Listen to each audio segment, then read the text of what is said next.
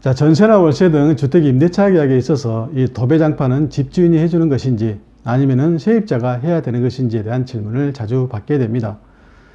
자, 부동산 중개업소에 가가지고 물어보게 되면 관행적으로 이 전세는 세입자가 도배장판을 해야 되고 월세는 집주인이 도배장판을 해줘야 되기 때문에 이 전세는 세입자가 도배장판 비용을 부담하고 월세의 경우는 집주인이 부담하는 것이라고 말할 것입니다. 자, 그런데 과연 이러한 관행이 법적으로 맞는 말일까요? 자, 우리가 월세나 보증금을 주고 다른 사람의 집을 빌리는 방법은 크게 세 가지가 있습니다.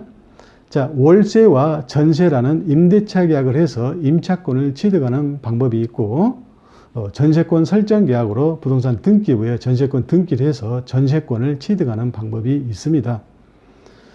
자, 여기서 이제 중요한 것은 이 월세와 전세라는 임대차 계약으로 발생하는 임차권은 채권에 속하고, 이 전세권 설정 계약으로 전세권 등기를 하게 되면 발생하는 전세권은 물권에 속한다는 것입니다.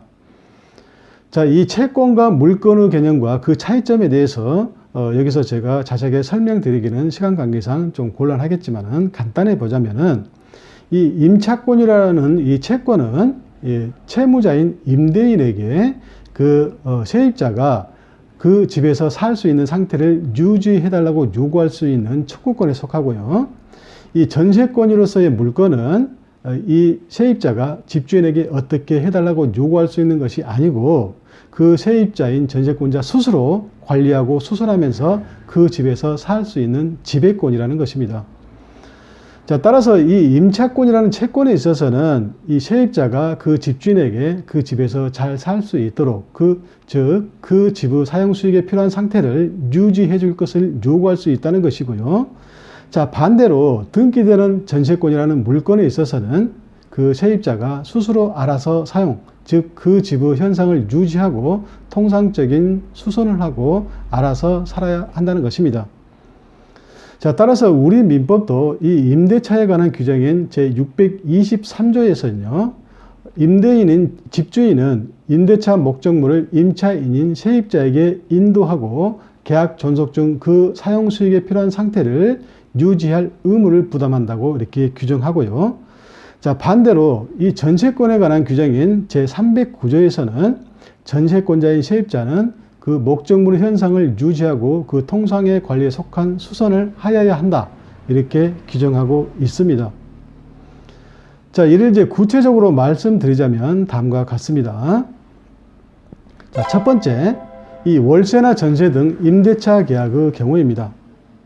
자, 이미 제가 말씀드렸듯이 이 임대차 계약의 경우에 우리 민법 제623조에서는 임대인의 의무라는 제목하에 임대인, 즉 집주인은 목적물을 임차인, 즉 세입자에게 인도하고 계약 존속 중 그 사용 수익에 필요한 상태를 유지할 의무를 부담한다고 이렇게 규정하고 있습니다. 자, 물론 세입자는 그 대가로 집주인에게 월세나 전세 보증금을 줘야 되는 것이죠.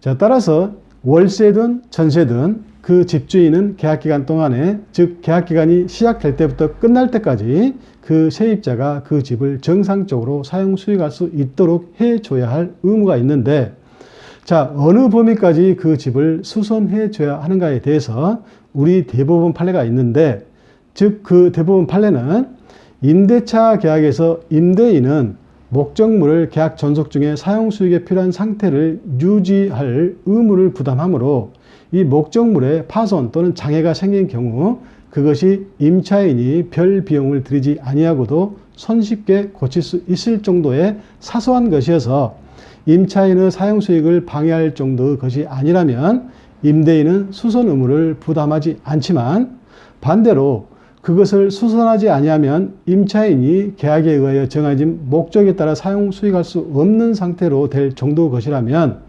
임대인은 수선 의무를 부담한다. 이렇게 판시하고 있습니다. 자, 따라서 이 전등과 같은 소모품 교체 또는 변기가 막힌 경우 등 사소한 수선은 세입자가 해야 되겠지만은, 즉 세입자가 그 비용을 부담해야 되겠지만은, 이 보일러 고장이라든가 벽에 균열이 생겼다든가 균열이 생겨서 누수가 된다든가 아니면 겨울철에 그 보일러가 동파된다든가 수도가 동파된다든가 기타 뭐 도배 장판 등 심각한 수선은 집주인이 해줘야 된다는 것입니다. 즉 집주인이 그 비용을 부담해야 된다는 것입니다. 자, 물론 계약기간 중에 세입자의 고의나 과실로 그 시설물이 파손되었다면 세입자가 수선해야 되겠죠. 그리고 그 비용도 세입자가 부담해야 되는 것이겠죠. 그리고 그 수선이 경우에 따라서는 사소한 수선인가 아니면 심각한 수선인가를 판단하기가 굉장히 어려운 경우도 많은데요. 자, 그 경우에는 그 수리 비용이 얼마 이상인 경우는 집주인이 부담하고 그 이하인 경우는 세입자가 부담한다든가 아니면 아예 수리비 많고 적음을 떠나서 집주인과 세입자가 몇 대 몇으로 비용을 부담한다는 특약을 하는 경우도 있습니다. 자, 아무튼 이 도배장판은 문제의 한정에서 본다면은 이 월세의 경우에는 집주인이 도배장판을 해줘야 되고 전세의 경우는 세입자가 하는 것이 관행이라고 말하지만 법적으로는 도배장판은 심각한 수선에 해당하기 때문에 전세든 월세든 임대차 계약의 경우에는 집주인이 도배장판을 해줘야 되는 것이 맞습니다. 즉 집주인이 도배장판 비용을 부담하는 것이 맞습니다. 자, 두 번째, 이 부동산 등기부에 등기되는 전세권 설정 계약의 경우입니다. 자, 우리 민법 제309조에서는 이 전세권자의 유지 수선 의무라는 제목 하에 자, 전세권자는 목적물의 현상을 유지하고 그 통상의 관리에 속한 수선을 하여야 한다. 이렇게 규정하고 있습니다. 즉, 전세권자인 세입자가 스스로 알아서 그 집을 수선하면서 현상을 유지하고 살아야 되기 때문에 집주인에게 수선해달라고 요구할 권리가 없습니다. 자, 따라서 이 사소한 수선이든 심각한 수선이든 전세권자가 스스로 알아서 해야 됩니다. 자, 도배장판도 마찬가지로 전세권자인 세입자가 스스로 알아서 해야 되기 때문에 그 비용도 전세권자가 부담해야 되는 것입니다. 자, 굳이 법적인 표현을 하자면은 이 전세권은 용익채권이 아닌 용익물권으로서 지배권에 속하기 때문에 이 전세권자가 그 집을 직접 지배해서 스스로 알아서 도배장판을 하고 사용 수익해야만 되는 것입니다. 자, 이제 정리하고 마치겠습니다. 이 관행적으로 임대차 계약에 있어서 월세의 경우에는 도배장판 비용을 집주인이 부담하고 전세의 경우에는 세입자가 부담하고 있습니다.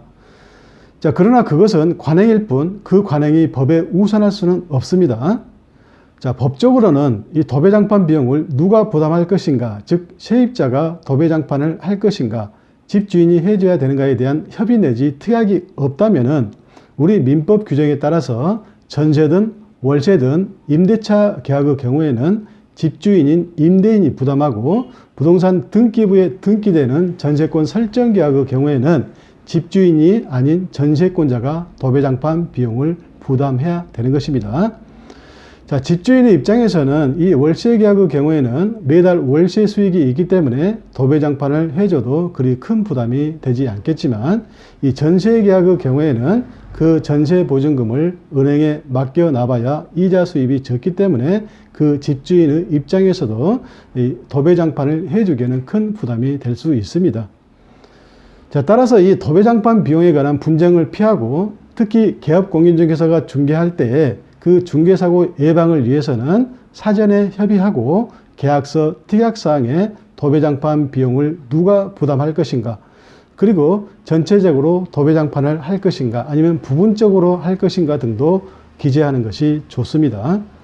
자, 특히 이제 방이 비어있는 공실이 아니고 현재 세입자가 살고 있는 경우에는 장록이라든가 기타 가재도구가 도배장판 상태를 가리고 있어서 새로 계약을 하고자 하는 세입자나 아니면 또 집주인의 입장에서 도배장판을 새로 해야 될지 정확하게 파악하기 어려운 경우도 많습니다.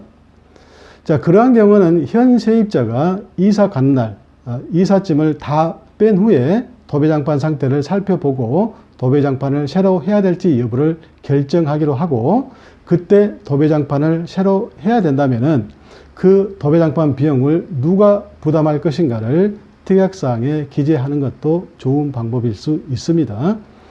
자, 또한 조금 번거롭긴 하겠지만은요, 이 도배장판뿐만 아니라 여러 가지 수선 비용이라든가 그 수선 비용의 비율, 기타 집주인 및 세입자의 수선 범위 등에 대해서 특약사항에 명시하는 것도 분쟁을 피하는 좋은 방법일 수 있습니다.